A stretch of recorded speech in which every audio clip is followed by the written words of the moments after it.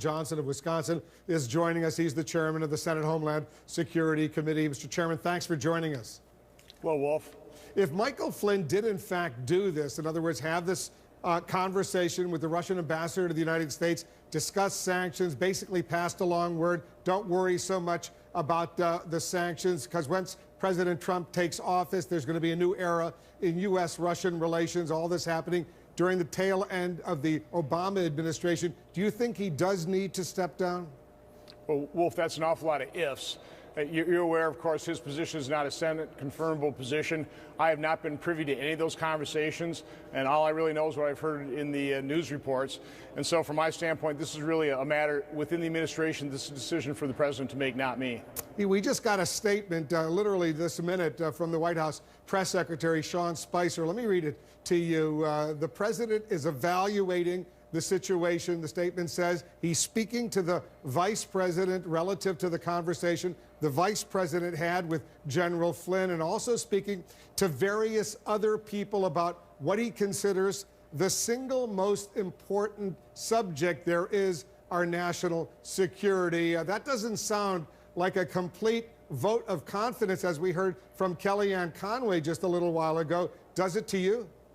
Well, again, I'm sure he's trying to find out what General Flynn told the vice president, what really General Flynn's recollections were. He wasn't privy to those conversations either, so he's probably gathering the facts. I've always thought that telling the truth is the best policy. Because it's very strange, and I wonder if you'd get into this a little bit with me. Just within the past hour, the counselor to the president, Kellyanne Conway, says the president has full confidence in Michael Flynn. Then within an hour, the White House press secretary comes out once again with this statement saying the president is evaluating the situation. Those are two very different statements. What does that say to you? Probably the same thing it says to you. I'm not privy to the conversations. It's really not my role to advise and consent on this particular position, so I'll leave that up to the president. He'll get to the bottom of it, and he'll make his determination. As the chairman of the Homeland Security Committee and a member of the Foreign Relations Committee, I assume this is the subject of interest. Well, what I'm primarily concerned is the actual substance of, for example, what North Korea is doing, the slaughter in Syria, Russia aggression in Ukraine. So I'm more concerned about that as opposed to the palace intrigues occurring right now in the Trump administration. So, yeah, I'm happy to discuss the real problem that, for example, North Korea poses in Asia and potentially in our homeland eventually. Yeah, well, I think we're going to get to that. But the only point I'm making is that the National Security Advisor to the president advises the president on all of these most sensitive national security issues. So you want to make sure that that person is responsible, doing the right thing, not giving false information, for example, to the vice president of the United States, who then goes on television and repeats false information. But let's talk. Well, let me tell you what I also want to do is I want to make sure that President Trump gets his cabinet confirmed. Right now, this is probably the slowest confirmation process in U.S. history in terms of the president being able to establish his governing cabinet, and that's something we really need to do. He needs to get his advisors in place, and Democrats, of course, are obstructing that process. I think you raised some legitimate questions. Look, these issues that have been coming up waste a lot of critically important time, especially when there are critical national security issues on the agenda right now. Let's talk about North Korea for a moment. You heard our report, Jim Sciutto, reporting that when the president was briefed Saturday night on this ballistic missile firing by the North Koreans, he was having dinner with the visiting Japanese prime minister, and then they began reviewing sensitive documents, you see, with flashlights from portable and cell phones, and they were discussing all these issues. There were servers going by, guests going by. Is that a source of concern to you that they would be discussing North Korea, which arguably is the most important, the greatest national security risk facing the United States right now, in the middle of all of this? Well, I'm not sure that anything came out of that. Let's face it, the President of the United States is the final authority in terms of what is classified and what needs to be revealed publicly. So, again, that'll be his determination. But, again, I'm highly concerned about North Korea. We held a hearing in the Senate Foreign Relations Committee and this laid out the basic facts for a number of administrations. Literally for decades, nobody has been able to bring North Korea to heel. Nobody has been able to modify their march toward becoming a nuclear power and then gaining the missile capabilities of actually delivering a weapon potentially in the near future to our homeland. So that is something we need to be concerned about. The conclusion of our hearing, by the way, at least from my standpoint, was diplomacy has not worked, probably won't work.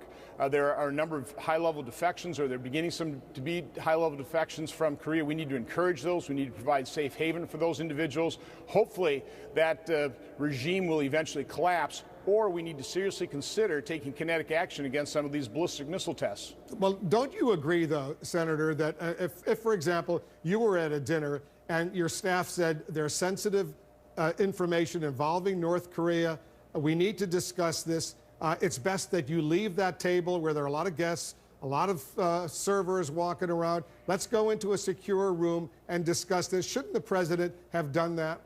Again, I'm not going to second-guess the president. I don't know exactly what the sensitive information was. I don't think anything's come out of that was overly sensitive. We know what North Korea did, and we ought to be discussing the substance and the danger of North Korea progressing down this path of having missile systems that could deliver a nuclear weapon to our homeland. That's what we really ought to be discussing. It's a real danger. So what should the president do about this North Korean threat? Well, again, I think we need to encourage more defections from that regime, certainly offer safe haven for people who are willing to defect, and I think we need to put ourselves in a position to strengthen defenses of certainly South Korea, Japan, and we ought to seriously consider, from my standpoint, drawing a red line and saying anytime North Korea engages in another ballistic missile test, we're going to fire it, we're going to knock it down. Senator, we have more to discuss, including there are new developments involving the president's travel ban. We'll take a quick break. We'll be right back.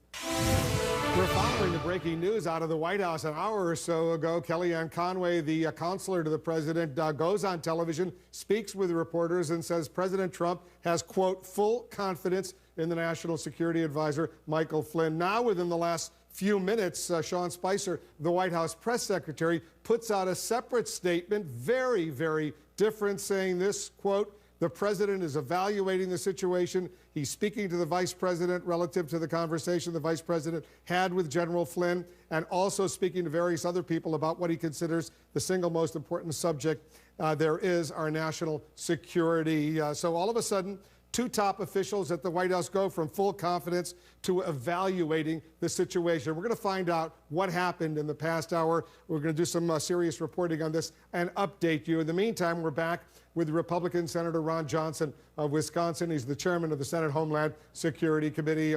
Mr. Chairman, we want to talk a little bit about the president's travel ban, now frozen by that federal appeals court. But first, I want to bring in our Justice correspondent, Pamela Brown. She's got some new developments to share with our viewers. What are you learning, Pamela? That's right. Well, today the federal government filed a brief with Judge Robart, the judge in Washington state, asking for a delay in the proceedings because it wants to let things play out in the Ninth Circuit Court of Appeals with the possibility of a larger panel looking at the case. The government did not provide any new information on what it plans to do next, but this is yet another signal that the administration will not seek an immediate stay with the Supreme Court, as we reported last Friday. And sources are telling myself and my colleague Ariane DeVoe that top lawyers at the Department of Justice and the administration, Wolf, are huddling right now to figure out the next step forward after that stinging loss last week that keeps the travel ban on hold. Right now, officials are crafting language for a potential new executive order that would make clear legal permanent residents and visa holders have due process rights. There is even the possibility of more than one order being issued so that if one is challenged, the others could remain in effect. At this point, we're told the administration wants to continue to fight the lower court opinion, but add new language that could clarify their position. As one source told me today, there is a lot of lawyering going on right now to figure out how to make all of this work. Wolf? I assume there is. All right, thanks very much. Let's bring back Senator Ron Johnson of Wisconsin, the chairman of the Homeland Security Committee. Senator, the president told reporters he will, quote, win the battle, talking about the travel ban executive order, then said they were looking at all sorts of options, including a brand new order. But if there is such an imminent threat right now that, in his words, bad dudes are rushing into the United States, should he just rewrite it and get on with it? Well, first of all, I think the the travel ban was a reasonable precaution. And, you know, the president has vast powers when it comes to refugees. For example, President Obama decided to let in 10,000 Syrian refugees just by consulting with Congress. He made the decision, consulted with Congress. Nobody challenged him. You know, we might have said whether we thought that was wise or not, but we thought he certainly had the legal authority to do so. And of course, presidents are certainly charged with the authority to keep this nation safe. So I think we have to, you know, run this process out. We have to establish, it's very important that President Trump has, and any president has, this power and authority. And so I'm a little concerned about what's happening right now through the legal system, but that's why I would certainly support a better crafted executive order, probably better implemented, because we have to establish, really, the president has to have this authority. But let me follow up, because as you know, the president, he cites what he calls tremendous threats to the country right now. He said, and I'm quoting him, "We need speed for reasons of security." You're the chairman of the Homeland Security Committee. Is he citing new specific threats? I know of no specific threat, but let's face it, Wolf, the threat of Islamic terror is real, it's growing, it's metastasizing, it's evolving. The fact of the matter is the Center of Immigration Studies did show that there are more than 70 people involved in and certainly charged with, some of them convicted of basically fomenting terrorist activity here in the United States from those 7 countries.